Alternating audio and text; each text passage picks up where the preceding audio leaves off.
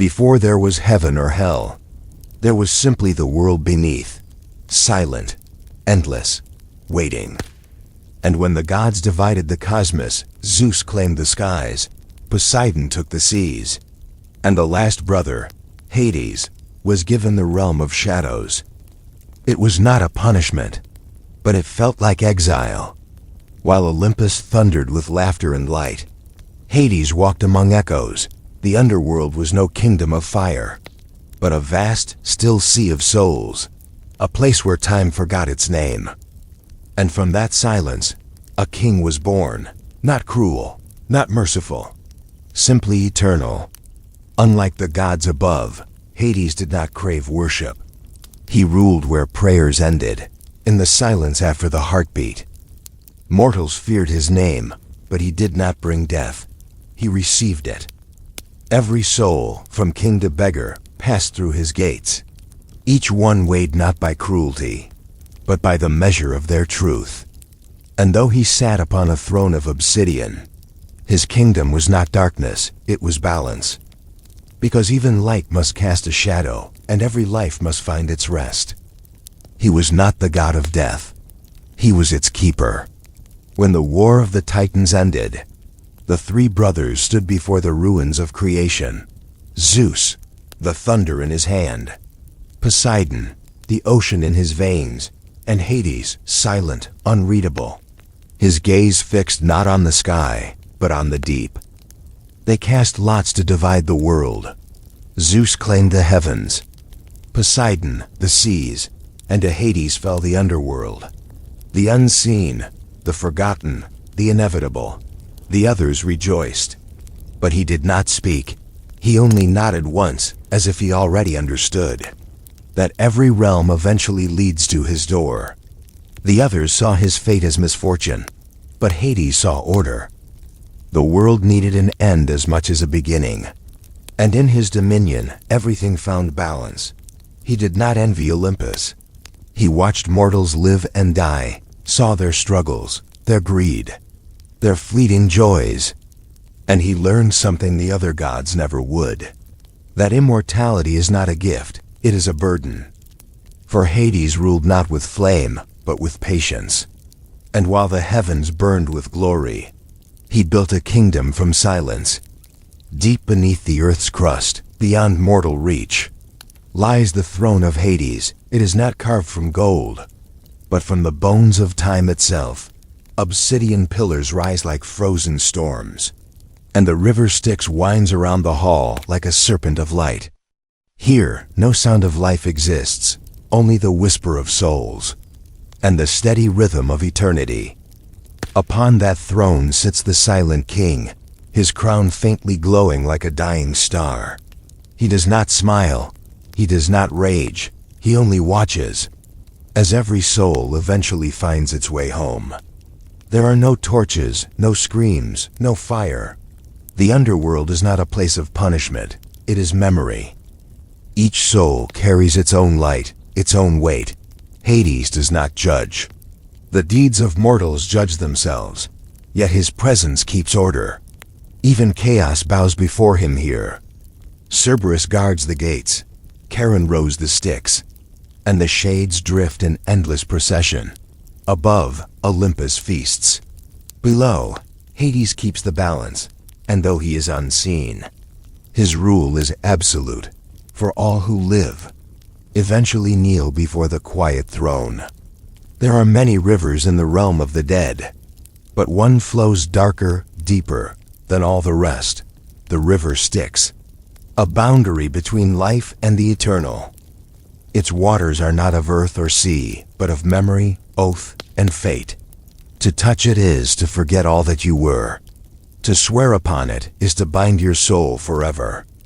Even the gods fear its current, for the Styx keeps promises that Olympus cannot break, and in its mist, the ferryman rose in silence, his eyes hollow, his purpose eternal. Every soul that reaches the Styx must pay its toll. A single coin, placed upon the tongue by the living. Without it, they wander the banks forever, shadows of regret, whispering prayers that no god answers. Charon does not speak. He ferries kings and beggars alike, their memories dissolving into the mist as they pass. Beyond the Styx lies judgment, beyond judgment, rest. But here is the crossing, the moment between all that was, and all that will never be again. And through it all, the waters whisper one truth. Everything returns to Hades. There was once a time when the underworld knew no light, only silence, shadow, and the endless drift of souls. Until one spring day, a sound unlike any other reached its depths. The laughter of a goddess, Persephone, daughter of Demeter, the maiden of bloom and rebirth. She wandered too far from the fields of light, and Hades saw her, a vision of warmth in a kingdom of cold. He did not seize her with cruelty, but with longing, for in her he saw balance, the life that would complete his death. When he carried her below, the earth split in silence. A wound between two worlds, the gods trembled, Demeter wept, and mortals starved. For no seed dared sprout while the goddess of spring was gone. But in the underworld, something miraculous occurred. Flowers began to bloom, ghostly white, yet beautiful. Persephone's presence brought life to the land of death. And though she wept at first, Hades did not command her. He listened. He waited. And in time, love grew between darkness and dawn. A love that would divide the year and shape the rhythm of life itself. When Demeter's grief darkened the earth, no harvest came. No wind stirred the wheat, no fruit touched the vine. The gods convened, and even Zeus trembled before the sorrow of a mother.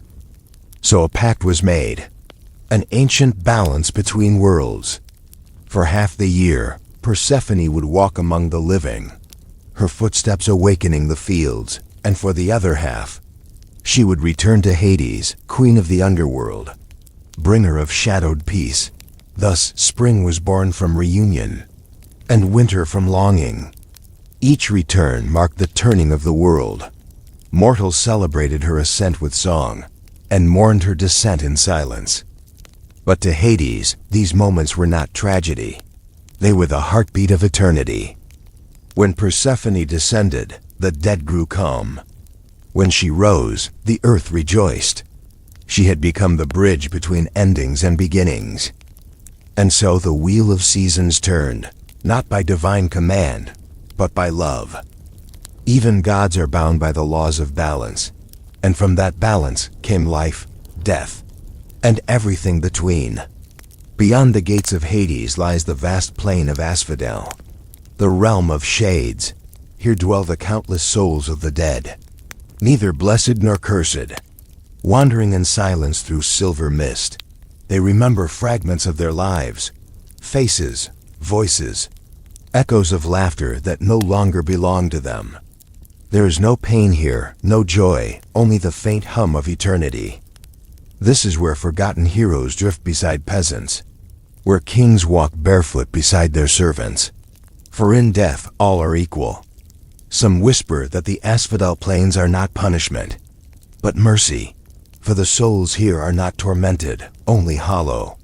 They exist without longing, without memory, their lives washed away like dust from stone. Yet among them, some glimmers of will remain. Warriors who still clutch their phantom swords, lovers who still reach for hands they'll never hold again. And as Persephone walks these fields, the shades bow, for she alone brings them warmth. Even a goddess cannot return them to life, but in her presence, they remember what light once felt like. Deeper than the realm of Hades, beyond even the whisper of the dead, lies Tartarus. It is not a place, it is a wound. A chasm older than the gods themselves, where chaos still breathes. Here the titans are chained in endless shadow, their screams echoing through stone and fire. Here, time dissolves, and light dares not enter. Tartarus is where the fallen are forgotten, not just by gods, but by existence itself. The Ancient One said Tartarus had no bottom, only endless descent. Here, Typhon, the monstrous son of Gaia, roars against his bonds. Here, the Titans, Cronus, Iapetus, Hyperion, wait in rage and silence, their eyes burning with the memory of lost thrones. The air hums with divine punishment. Every chain forged by Hephaestus, every lock sealed by Zeus himself. Even Hades rarely gazes this deep, for Tartarus is not his kingdom. It is his warning. To rule the dead is mercy. To dwell here is oblivion. There are many rivers in the underworld, but none as sacred or as feared as Styx. It is not made of water, but of oaths. Every drop a promise kept or broken. Every ripple a whisper of betrayal. When a god swears by the Styx, the vow becomes unbreakable. To lie upon it is to die a death the heavens cannot reverse. Its current wanes through the realms of the dead. Cold, silent, gleaming with sorrow. Even the ferryman Charon avoids its touch. For Styx remembers all. It was said that when Zeus waged war against the Titans, the goddess Styx herself brought her children to his side. Nike, Kratos, Baia, and Zealous. Victory, strength, force, and zeal. In return, Zeus decreed that all divine oaths would be bound by her waters forever. And so, every god who spoke in deceit, every immortal who broke their vow, was condemned to drink from the river, their voice silenced for a century, their divinity stripped like flesh from bone. Even the greatest feared its current, for in the underworld, truth is heavier than gold, and lies sink faster than stone. Along the black waters of the Acheron drifts a single boat. Its wood ancient, its oar silent. At its helm stands Charon, the ferryman of souls, neither god nor mortal. He is older than temples, older than prayers. His eyes burn dimly, like dying embers beneath a hood of shadow. He asks for no words, only a coin, a simple offering placed upon the tongue of the dead. Without it, the soul wanders forever along the shore, begging for passage that will never come. Charon does not speak, but the sound of his oar striking the current is said to echo through eternity. Kings and beggars ride together in his boat, their crowns and rags meaningless beneath the weight of death. Sometimes he pauses, as if listening to something far away, perhaps the heartbeat of the living, perhaps the whisper of forgotten prayers. When the ferry reaches the far shore, the passengers step onto the soil of Hades, their final home. Charon turns without a word, his boat vanishing again into the mist. And so, with every journey, the balance between life and death is kept. The ferryman never rests. He has all eternity to row. Beyond the rivers and the ferryman's oar, the souls arrive at the Hall of Judgment.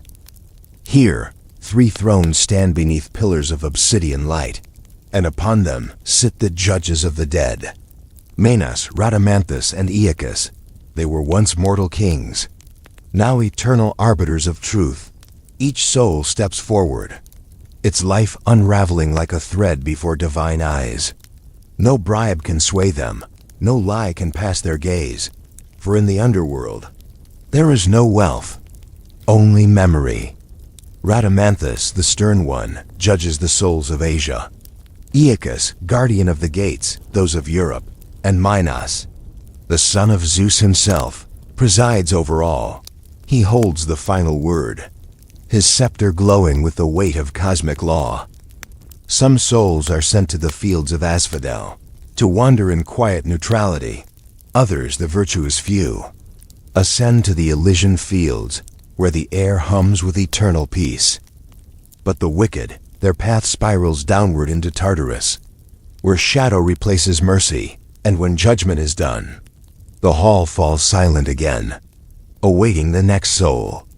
Beyond the gates of judgment lies a plain, endless, pale, and silent, the fields of Asphodel.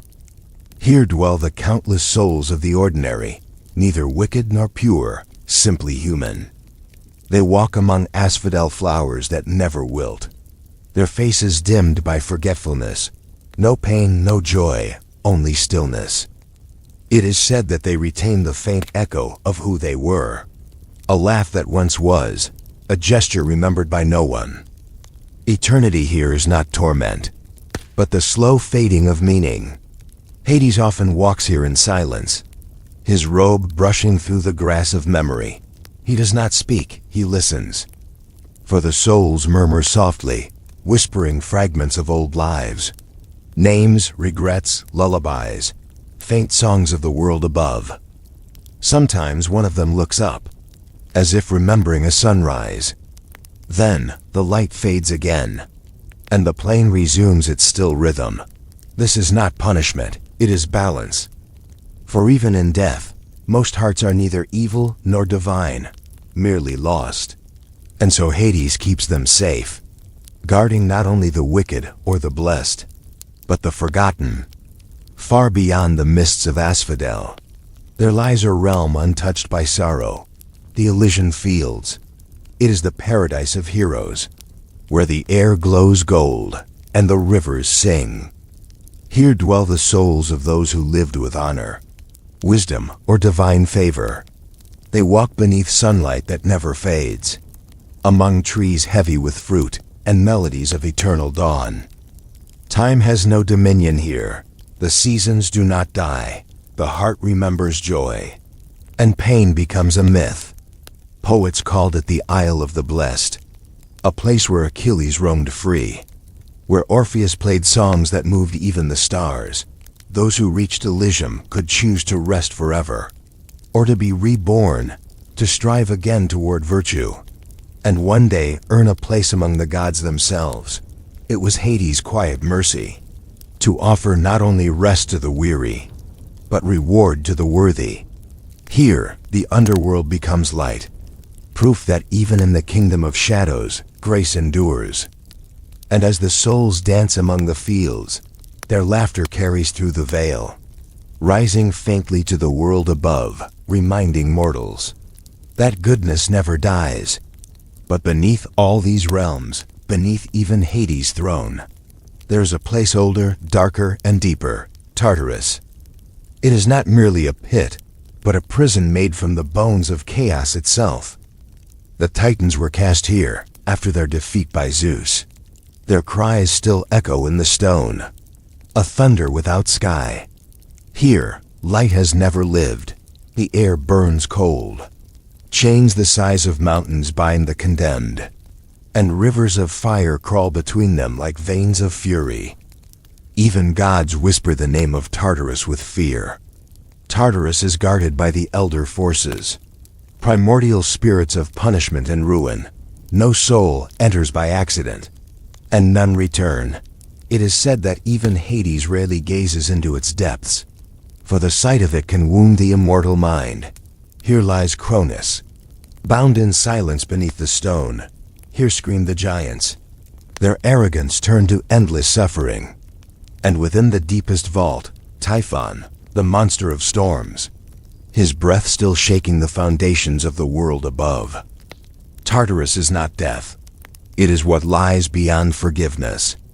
When the world above begins to thaw, and the first petals awaken from winter's sleep, it means she has returned. Persephone, the queen of the underworld, bringer of spring, beloved of Hades. Each year she rises from the shadows, carrying the scent of pomegranate and morning.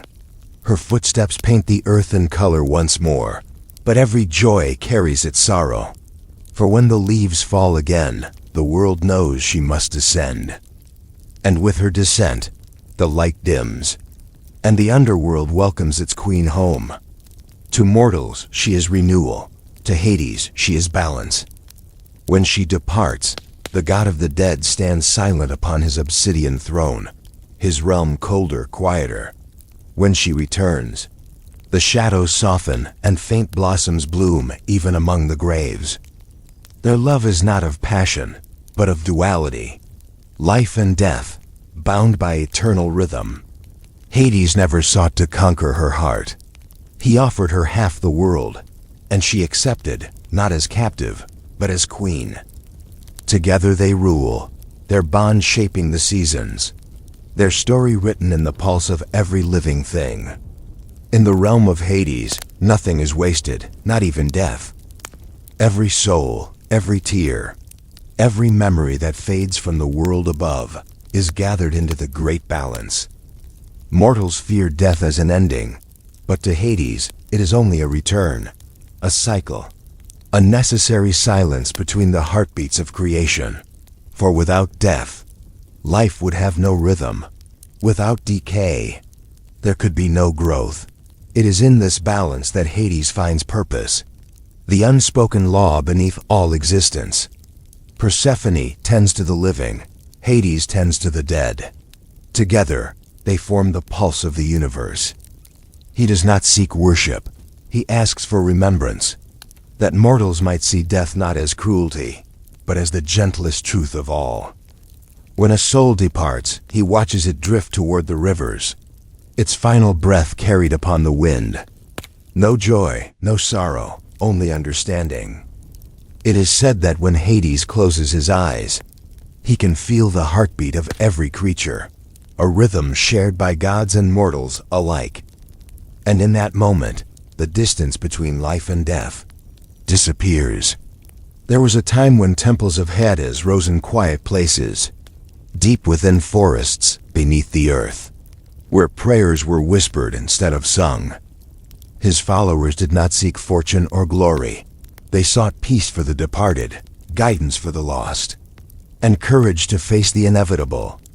But as ages passed, the world turned its gaze to brighter gods, to thunder and to light, and the temples of the underworld fell into dust, yet the silence of Hades remained, a presence that never left the soil.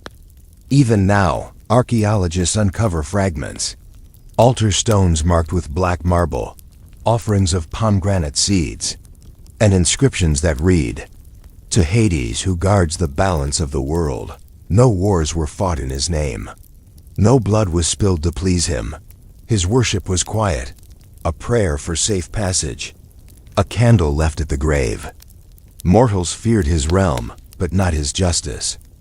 And though his temples have crumbled, their spirit lingers wherever the living remember the dead, in the flicker of a candle, in the whisper of a name, in the final breath before sleep. They call him the Lord of the Dead. But Hades wears no golden crown. His throne is carved from the bones of mountains, his robe woven from silence. He rules not through fear, but through inevitability. Zeus commands the sky, Poseidon the sea, but Hades commands truth. Every soul, god or mortal, eventually bends the knee before him, yet he seeks no worship, no devotion. His kingdom does not glitter. It endures. The shadow that surrounds him is not evil. It is truth unveiled. Mortals flee from it, but Hades stands within it, unafraid. He is not death itself. He is its keeper, its order, its peace. In his realm, even the gods find humility. For beneath the earth, titles and glory fade, and only essence remains. That is why Hades' crown bears no jewels, only a single line of silver light, drawn from the border between worlds. It is the mark of a king, who reigns without cruelty, and whose kingdom never ends. There is no sound in the deepest halls of the underworld, only the breath of time, slow and eternal. This is where Hades walks alone. No torches burn here. No prayers echo through the stone, only the quiet pulse of existence itself. He feels every soul that has passed, each memory like a ripple in still water. To mortals, silence is emptiness. To Hades, it is the language of truth.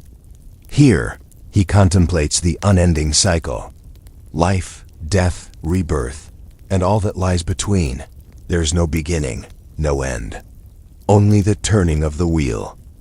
When mortals pray to see the light again, he listens. When they weep for those lost, he remembers.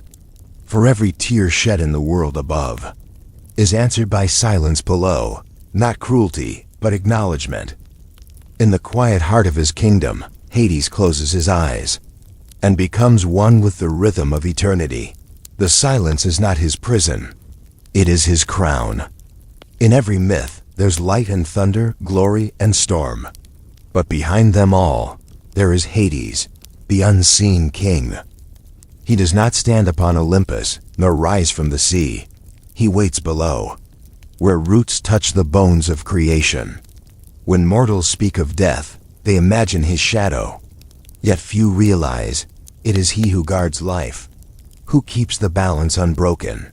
Without Hades, there would be no dawn. For only through darkness can light be born again. In the end, Hades is not to be feared, but to be understood. He is the silence that follows creation, the breath between endings and beginnings. He does not demand worship. He demands remembrance. Every grave, every whispered name of the dead, every candle burning in the night, these are his temples now. And when the world falls silent and time ceases to move, Hades will still remain, watching, waiting, guarding the eternal cycle, the unseen king, the keeper of balance, the God who rules not with power, but with peace.